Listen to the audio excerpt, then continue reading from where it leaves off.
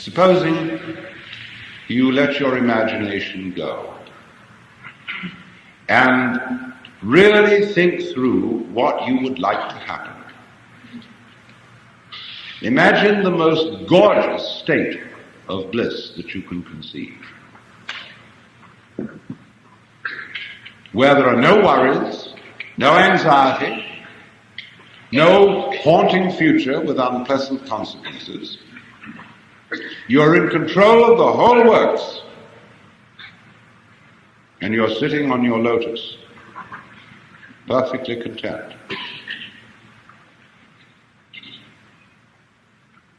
And I ask you seriously, is that really what you want? Are you quite sure that's what you want? Imagine now, let's get this situation straight. You've got everything you want. You're in the highest possible spiritual state that you can conceive. And yet, I haven't really surrendered myself, because I know it all.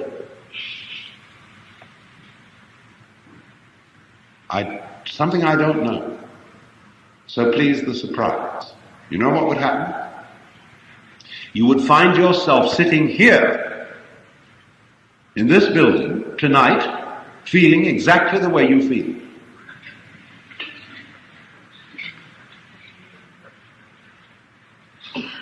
There's your answer. Because after all, don't you have it all? Look. You have the feeling of yourself.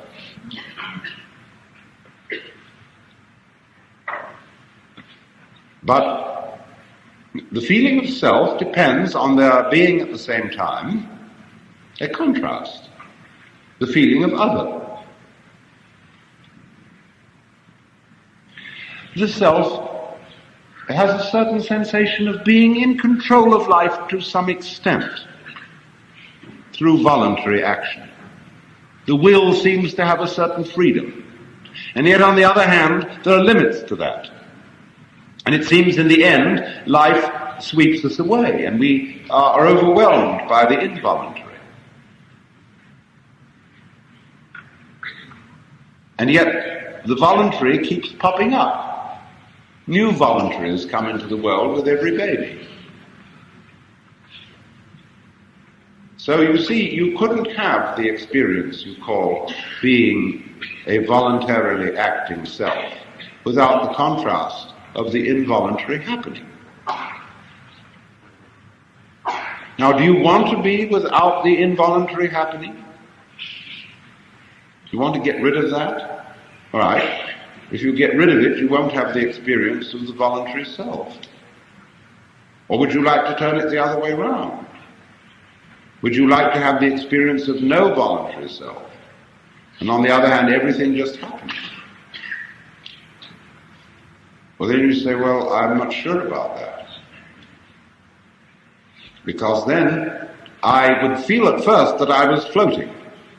See, that I had no further responsibilities. That I was just walking on air. And we do get that feeling sometimes. If you take the ideas of determinism and fatalism to their final conclusion, you do have that sense of freedom from all responsibility, freedom from worry and care. And you float along for a while, but it wears off. You don't somehow seem to be able to follow out that philosophy consistently, especially if you have children. And somehow society begins to push on you to be responsible, as it pushes on children to be responsible. And so this nagging duality keeps coming back. That I cannot realize the nice irresponsible condition of involuntary behavior unless I have the contrast of the possibility of the voluntary, and vice versa. Now what does that mean?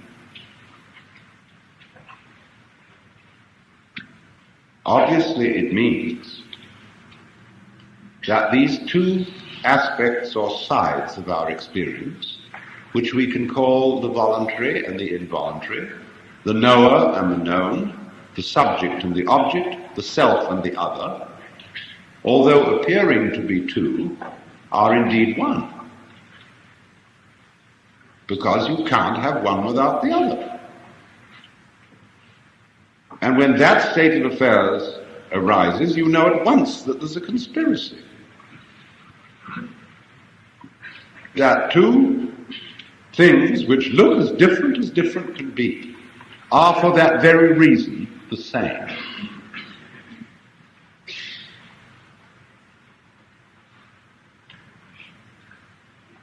Now, you can detect even under those actions of yours which you call voluntary, the voluntary movement of the muscles or of the mind, that there are processes which are not voluntary. You do not will your blood to circulate. You do not control by intention the synapses in your nervous system, and yet you would be incapable of any voluntary action unless those involuntary processes were going on. So you see these two things go together. And you begin to realize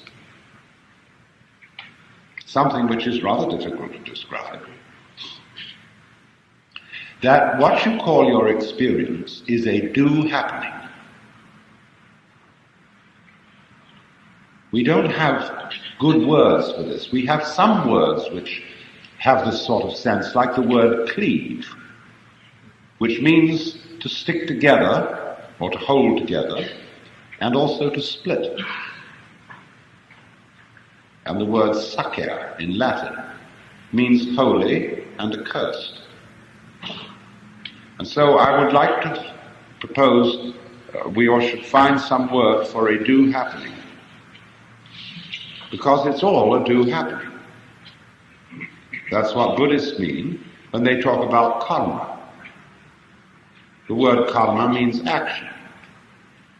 And when something happens to you, be it good or bad, they say it is your karma.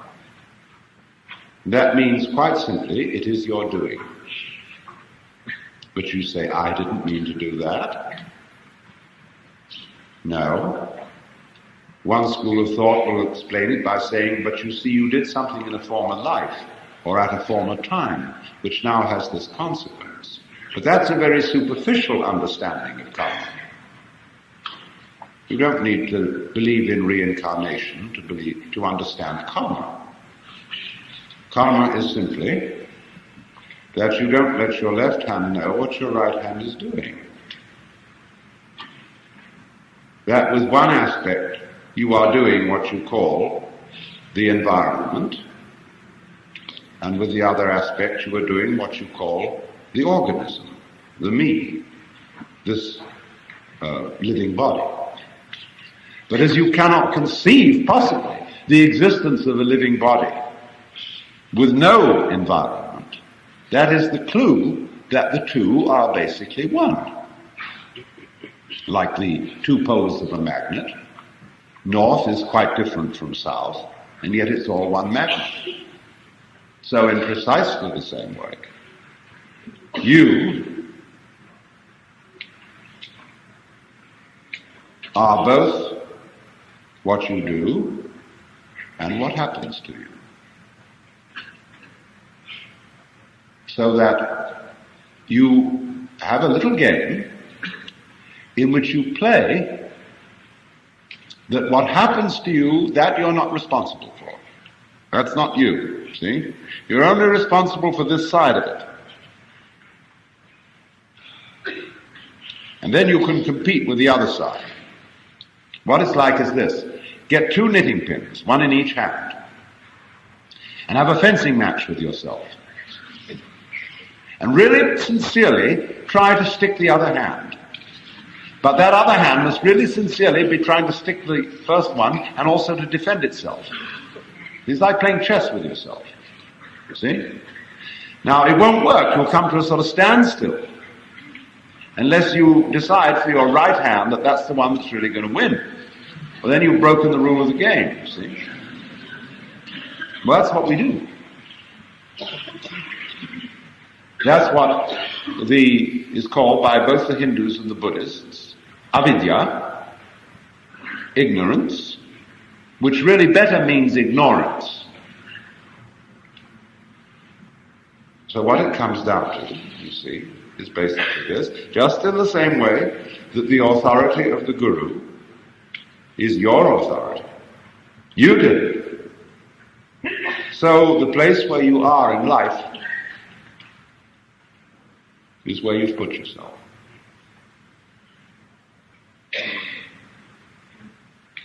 And just as on the surface of a sphere, every point may be regarded as the center of the surface, so every place may be regarded as the true place. And everyone's in his true place.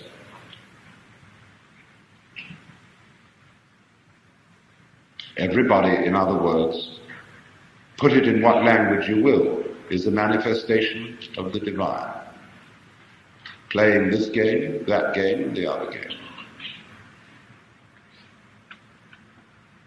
And your not knowing it, if you don't know it, is part of the game. Makes it all the more fun.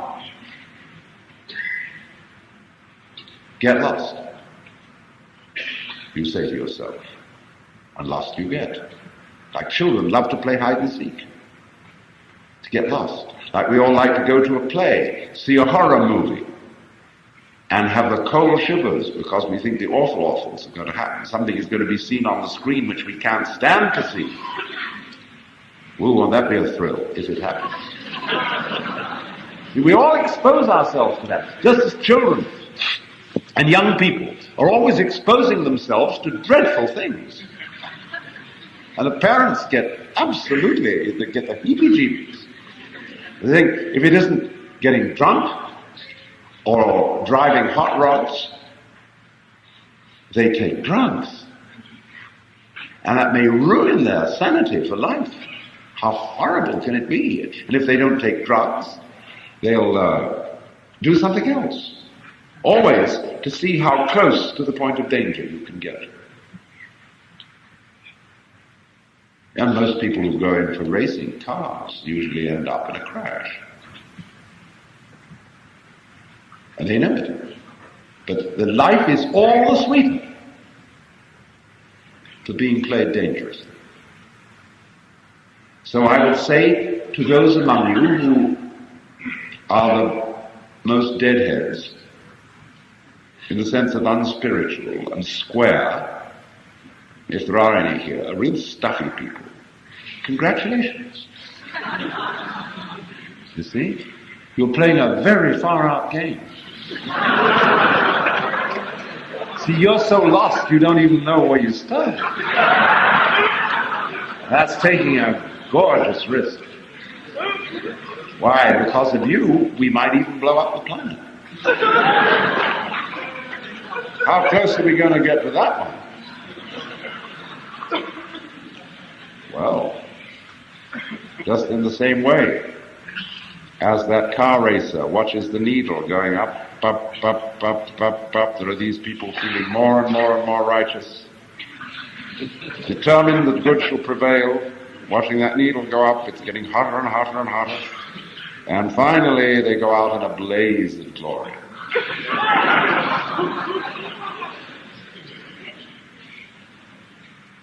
And then when the dust settles, they say, that was the close squeak. I mean, that was quite a dream we've woken up from. See, where will we go next? See, because that's the point, it's simple.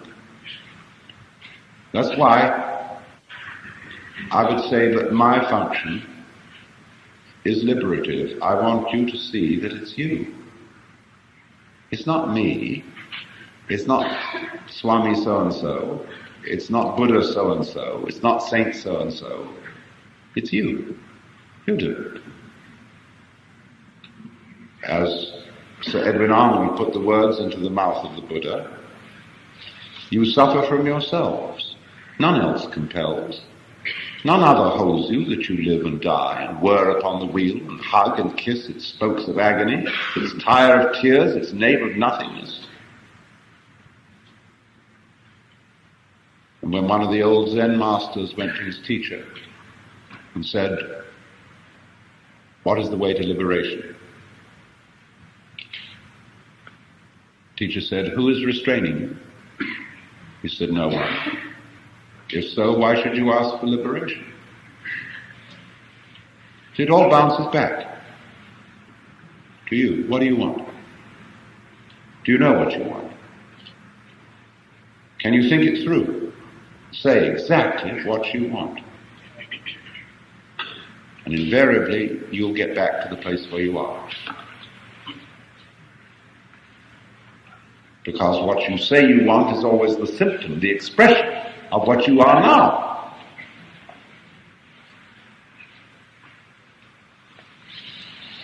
If then that is the case,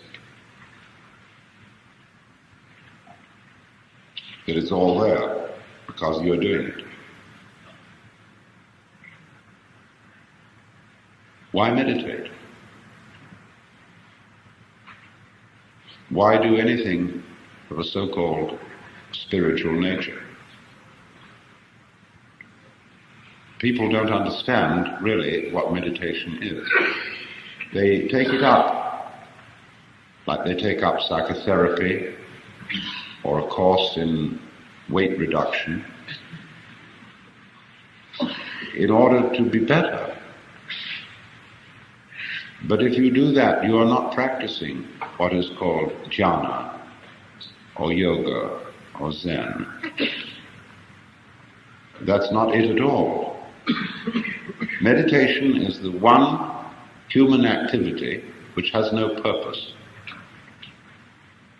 Buddhas, who are supposed to have attained everything, are invariably shown in some sort of meditation posture. Why should they meditate anymore? Because that just happens to be the way that a Buddha sits when he sits. When he sits, he sits. When he walks, he walks. He's not going anywhere. He's just going for a walk. Because he digs it. See, to dig, the very word means not merely to appreciate, but to penetrate. To go to the heart of the matter and to penetrate the moment. To get right to the root of the moment is nowhere else than the center of you, where you are. It's where you start this whole thing. So to get with yourself is to get at the moment where you begin all this questioning. Where does the question come from? Where does the desire spring from? Well, that's you, and that you is the point from which the whole universe is created. Flowing back into the past like the wake of a ship. Wake doesn't drive the ship, it's the ship that makes the wake. So here you are, producing it. A meditation is just sitting and watching it happen. And it's not done because it's good for you. It's done for fun. I might even say meditation is a fun thing. And if it isn't, you're not meditating. There's an awful game that meditators play, which is competitive suffering.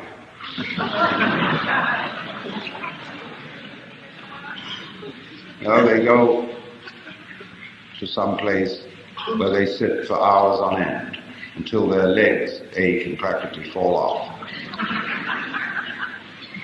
And then come back and brag about they sat through all those hours of leg aching. Now, it's very difficult to put down people who are suffering. Because after all, one has a natural sympathy for pain. But I sometimes want to say, for goodness sake, don't throw your suffering at me in that way and in that spirit. Don't brag about it. Don't one-up me by saying, well, I've suffered more than you have. People do things like that. They say, well, I'm more aware of my shortcomings than you are. I'm more tolerant than you are. I recognize more than you do what a rascal I am. There are every kind of way of one-upping somebody else in order to play the game in which I always win. So once we get into that kind of thing with the meditation scene, we get into hierarchies and ranks and degrees, and who has attained number 7, who has attained number 9, and the expert guru will always put a stage higher than anybody's thought of, so as to see how far your ambition will run. And so this goes on endlessly, until you suddenly wake up and begin real meditation by realizing that you were there. That you do really meditate all the time by virtue of existing all the time. Only you miss that eternal now by always looking for something next minute, expecting a result. Now you can say, let me not expect a result, because one does anyhow. And so you may just as well sit and enjoy it.